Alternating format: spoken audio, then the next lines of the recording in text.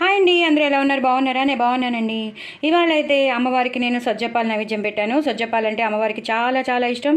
So సజ్జపాలు చేశాను. First అయితే రవ్వ కేసరి ఒకటే చేద్దాం, ఇవాళ లక్ష్మీదేవి కదా అని రవ్వ కేసరి చేద్దాం అనుకున్నాను. సో రవ్వ కేసరి చేశాక మళ్ళీ అనుకున్నాను, కేసరి ఎలాగో చేశాం కదా, సజ్జపాలు కూడా చేసేస్తే అయిపోతుంది, ఆవిడకి చాలా ఇష్టం కదా అని.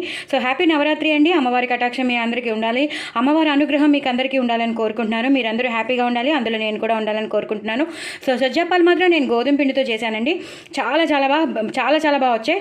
యాక్చువల్లీ మైదా పిండితో చేసుకోవచ్చు. మైదా పిండితో కావాల్సిన వాళ్ళు మైదా పిండితో చేసుకోండి, గోధుమ పిండితో కావాల్సిన వాళ్ళు గోధుమ పిండితో చేసుకోండి. లోపలంతా స్టఫ్ ఉంటుంది. ఈ కేసరి కూడా నేను డిఫరెంట్గా చేశానండి. కొబ్బరి వేస్ట్ చేశాను, కొబ్బరి రవ్వ కేసరి అనమాట. ఇది డ్రై ఫ్రూట్స్ అన్నీ వేశాను, జీడిపప్పులు కిస్మిస్లు అన్నీ వేస్ట్ చేసినది, ఇలాచీ పౌడర్ ఎక్కువ వేస్ట్ చేసుకున్నది, నెయ్యి మాత్రం ఎక్కువ పడుతుంది, సో నెయ్యి కూడా ఎక్కువ వేసుకుని చేసుకున్నది. సో మీరు తింటుంటే ఆ రవ్వ కేసరి తింటూ ఉంటే మీకు మధ్యలో కొబ్బరి వస్తూ ఉంటుంది, డ్రై ఫ్రూట్స్ వస్తూ ఉంటాయి, నెయ్యి ఫ్లేవర్ వస్తుంది. సో అందుకే అలా అనుకునే నేను ఈ సజ్జప్పాలు అనేది పెట్టుకున్నాను అనమాట. సో అమ్మవారికి చాలా చాలా ఇష్టం అండి సజ్జప్పాలు అంటే. సో అందుకే నైవేద్యం పెట్టేసుకున్నాను. సో 2 నైవేద్యాలు అయిపోయాయి. సో కూర ఒకటి చేసుకున్నాను. కూరలో అల్లం వెల్లుల్లి పేస్ట్ లేదు, ఉల్లిపాయలు లేవు, అలాగే వెల్లుల్లిపాయలు లేవు, ఏమీ లేకుండానే నీట్గా చేసుకున్నా, సింపుల్గా చేసుకున్నా బట్ టేస్టీగా చేసుకున్నా. నెయ్యి వేసుకున్నాను.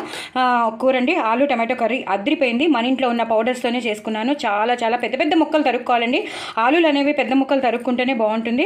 సో చాలా చాలా టేస్టీగా మన ఇంట్లో ఉన్న ధనియాలు, జీలకర్ర పొడి, చోలే మసాలా, గరం మసాలా, ఆవాల మెంతుల పొడి రోస్ట్ చేసినది అవన్నీ వేసి చక్కగా ఉప్పు కారం వేసి ఎక్కువ పచ్చిమిరపకాయలు వేసుకుని అలాగే కొత్తిమీర కరివేపాకు వేసుకుని సూపర్గా చేశానండి. కూర మాత్రం చాలా బాగా వచ్చింది. దీని రెసిపీ నేను మీకు షేర్ చేస్తున్నాను, దీని రెసిపీ షేర్ చేస్తున్నాను. దీని రెసిపీ 2 ఒకటే దాంట్లో ఉంటాయి. సో 2 చేసేసుకుని ఒకటేసారి మీరు చూసేయచ్చు అనమాట. ఈ కూర రెసిపీ కూడా నేను మీకు షేర్ చేస్తున్నాను. చాలా చాలా బాగుంటుంది. రోటీలోకి బాగుంటుంది, చపాతీలోకి బాగుంటుంది, పూరీలోకి బాగుంటుంది, ఇంకా చెప్పక్కర్లేదు, ఎంత బాగుంటుందో అంత బాగుంటుంది. సో చాలా చాలా టేస్టీ అయిన కూర అండి. మనకి అవి ఉండాలని, ఉల్లిపాయలు ఉండాలని రూలే లేదు. మనం హ్యాపీగా చేసేసుకోవచ్చు. ఎంతో టేస్టీగా ఉన్న కూర మన సొంతం అయిపోతుంది. మరి ఇంకెందుకు ఆలస్యం, తప్పకుండా చేసుకోండి, ఎంజాయ్ చేయండి. నా ఛానల్ మాత్రం సబ్స్క్రైబ్ చేసుకోవడం అస్సలు మర్చిపోవద్దు. ఇలా చక్కగా పెద్ద పెద్ద ముక్కలతో మీ నోట్లో పెట్టేసుకోండి, హ్యాపీగా తినేయచ్చు. ఎంత అంటే అంత తినేస్తారు, పిల్లలు చాలా ఇష్టపడతారు. రొటీన్ కూర కాకుండా ఇలా కూడా చేసుకుంటే బాగుంటుంది.